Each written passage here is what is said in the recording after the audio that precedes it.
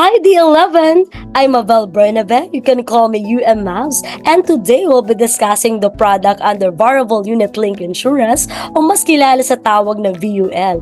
Ito yung mga produkto na may protection, may investment component pa. At isa sa mga sikat na produkto niyan dito sa FWD ang tinatawag na Set for Life. 15 days hanggang 70 years old, pwede na makakuha ng Set for Life na plan. Ang maganda pa dito, budget friendly din siya. 2,000 to 2,500 monthly, pwede na silang makapagsimula. Pero, kailangan i-advise natin ang ating kliyente kung mas malaki ang kanilang savings, mas malaki ang balik nito in the future. Kaya naman mag-base tayo kung magkano ang kanilang budget para mas malaki din ang benefit. At syempre, kahit single, married, o kaya naman nasa middle age, pwede rin tayo mag-customize ng plan. No? Kung single siya at more on business ang gusto nila, pwede mo siyang bigyan more focusing on medium to long-term savings or investment fund. Kung married naman at merong mga anak, no, pwede tayo mag-focus more on educational fund para sa magandang kinabukasan. Kung nasa middle age naman to, may existing plan, pwede tayong mag-focus more on critical illness or retirement fund. Ibig sabihin lang nito, we can priority based dun sa need ng ating client. Pwede nating maibigay ang mga pangangailangan nila. Ito ang maganda sa Set for Life. Let's move forward for the benefit. So the first benefit is the life protection up to age 100. So dito, ito tinatawag na death benefit na pwede makaklaim ang kanilang mga beneficiaries hanggang age 100. Ito yung magsisilbing pamana ng ating kliyente sa kanyang mga minamahal. And the next one is investment option. Dahil nga may earning ating mga kliyente, depende sa takbo ng ating market. Minsan mababa, minsan mataas. Kaya naman projected lang yung binibigay natin. May sarili tayong fund manager dito na nilalagay niya sa iba't ibang company. Bumibili siya ng unit price para mas magkaroon ng earning. Or dito, nilalagay niya to sa mga blue chips company or big companies in the Philippines para mas mag-earn ng investment ng ating mga kliyente. And the next one is loyalty bonus. Sa loyalty bonus, ang maganda dito is about 2%. Basta tuloy-tuloy mag-save si client until 10 years. Then after that, magkakaroon siya ng 2%. And then the next is every 5 years. No? Kaya kailangan wala lang lapse ang policy. And the next one is accidental death benefit. Ito naman ang benefits kung naging cause ng pagkawala nila is aksidente. So kung na-accident naman sila during holiday season, 3 times ang binibigay na coverage, no, sa kanilang mga beneficiaries. The next one is waiver of premium. So waiver of premium, ito yung si FWD na magbabayad ng mga future premiums sila kung siya ay nagkaroon ng critical illness o na totally disabled.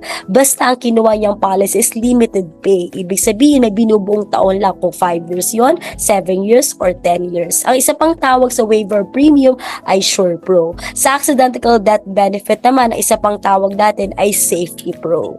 And syempre, dito sa Set for Life, meron tayong flexible payment options. Pwedeng mamili ang ating kliyente. Sabi ko nga kanina, kung 5 years to, 7 years, 10 years, o kaya naman regular pay. Pag sinabi natin regular pay, wala siyang binubuong taon. Hanggang age 99, pwede mag-save ang ating kliyente. Depende sa kanyang goal. Let's move forward for the add-ons benefit, or other word for benefit is rider. Pag narinig yung salitang rider, ibig sabihin yan is benefit for our clients. So ito yung mga additional benefit na pwede natin ibigay sa ating mga kliyente bukod sa mga diniscuss ko kanina. The first one is the Life Pro. Life Pro is receive additional cash benefit upon death or terminal illness. Ibig sabihin may bilang na lang kung kailan niya makakasama ang kanyang pamilya, so may makukuha siyang additional cash benefit na pwede na niyang makuha ahead of time before siya mawala. And the next one is nawala siya sa ibang bansa. No? So may additional cash benefit yun para sa kanyang mga beneficiary. O kaya naman nawala siya kasama ang kanyang asawa during accident, no? So may another add-ons yun na makuha ang kanyang mga beneficiary, lalo na ang kanyang anak.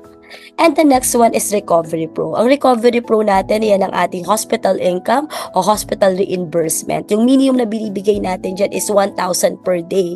So, depende kung magkano yung gusto ni client, no? So, dito, kapag naman siya na ICU, dinodoble natin yun. So, nagiging 2,000. Pag na ICU siya, 365 days. Yung pwede niya i-consume hanggang mag 75 years old siya. Pag hospital income naman o hospital reimbursement, 1,000 days hanggang mag age 75 siya.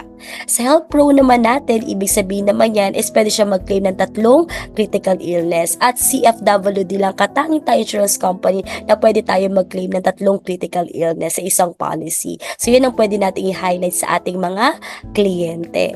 And also, meron din tayong Health Pro Life. Pag Health Pro Life, from the word light, is one-time critical illness lang ang pwedeng i-claim ng ating kliyente. Ibig sabihin, mas mura to. Mas mahal ang Health Pro. Ang pagkakatulad ng Health Pro tsaka Health Pro Life, pwede silang mag-claim ang ating kliyente ng 42 critical illness. And second, kahit minor critical illness pa lang, pwede na makakuha ang ating kliyente. 20% kung magkano ang Health Pro Light na coverage ang nailagay natin doon sa plan na ginawa nating proposal for our clients. And now, let's move forward to flash on screen all the critical illness na pwede nating or pwede nilang maklaim once na kumuha o naglagay tayo ng Health Pro Light. No? So, pag Health Pro, dapat iba-ibang group ang pag-claim ng critical illness. No, hindi pwede magkasama sa isang group para maklaim ang 3 critical illness. And ito naman ang list ng mga minor critical illness natin, kung juvenile conditions or adult conditions. And everybody, I know you have lots of questions about Set for Life. And to know more, please attend all of our trainings dito sa ating district, D11. I hope na marami kayo natutunan for this video. And once again, this is UM Mavs. And see you around. And this is the Set for Life presentation.